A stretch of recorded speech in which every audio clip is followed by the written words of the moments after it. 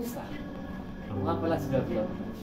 Sa araw na ito, gusto kong ibahagi sa inyo ang isang kwento na malapit sa aking puso. Siguro marami sa inyo nag-iisip kung paano ko narating ang punto na maging isang pintor.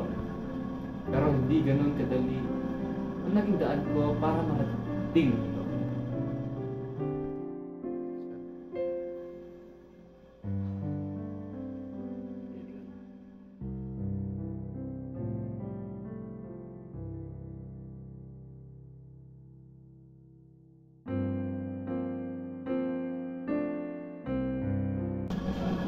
Ang totoo niya, bata pa lang ako. Alam ko na kung ano talaga ang gusto ko doon. Ang pagpipinta. Pero gaya ng maraming tao, hindi laging nasa kamay natin kung marisyon sa mga. Ang unang hapa ko sa buhay, hindi naman ito. Nung bata pa ako, lagi kong pinapanood si Papa. Sobrang bilib ako sa kanya. Para sa akin, ang pagpipinta ay hindi lang trabaho. Ito ay isang paraan na magpapahayag ng sarili. Sa bawat kulay, sa bawat stroke ng brush, may kwentong gustong sabihin si Papa. At mula noon, alam ko na, ito rin ang gusto kong gawin. Gusto ko rin magpinta. Gusto kong maging tulad ni Papa. Pero hindi lahat ng tao ay may parehong pangarap. Para kay Mama, iba ang nakita niyang future para sa akin. Hi, Ma. Anak, magaling ka. Alam ko yan. Pero mas maganda kung magiging doktor ka dahil mas malaki ang sahod. Pero ma, mas gusto magpinta katulad ni Papa.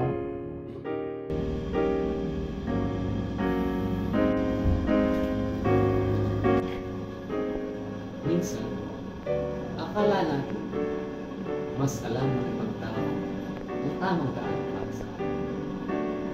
Sa totoo lang, sa muntong iyon ng buhay ko, naniwala ako kay Mama. Isip ko, siguro nga tama siya. Practicality. Kaya sinunod ko siya. Pumasok ako sa pre-med.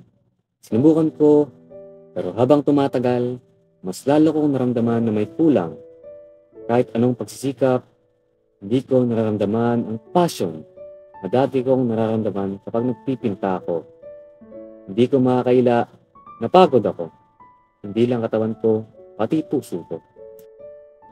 Hanggang sa isang gabi, napagtanto ko na hindi ko na kayang itago ang sarili ko sa isang bagay na hindi ko talaga gusto.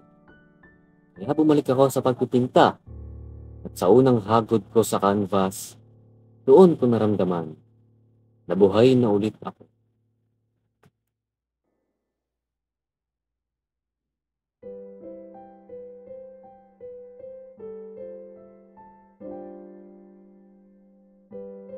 Alam ko, kailangan kong magtapat kay Mama. Mahirap, pero alam kong oras na para sundin ko kung ano ang nasa puso.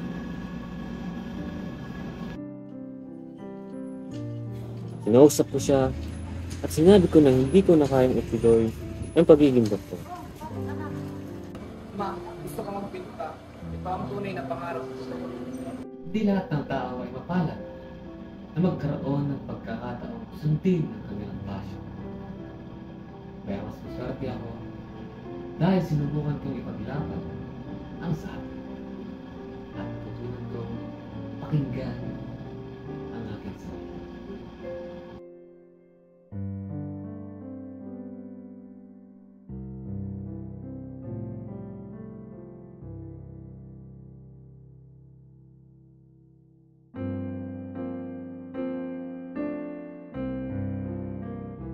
Ngayon, nandito ako, isang pintor.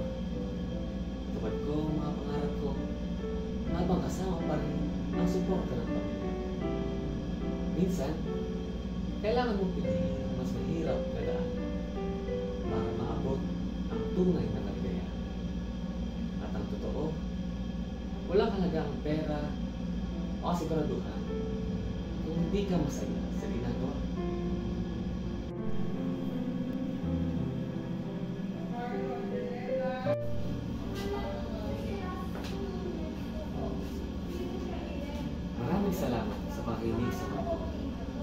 Sana, ma-inspire ko kayo na sundin din ang sarili ninyong mga pangarap. Kahit kaano man kahirap. Hanggang sa susunod.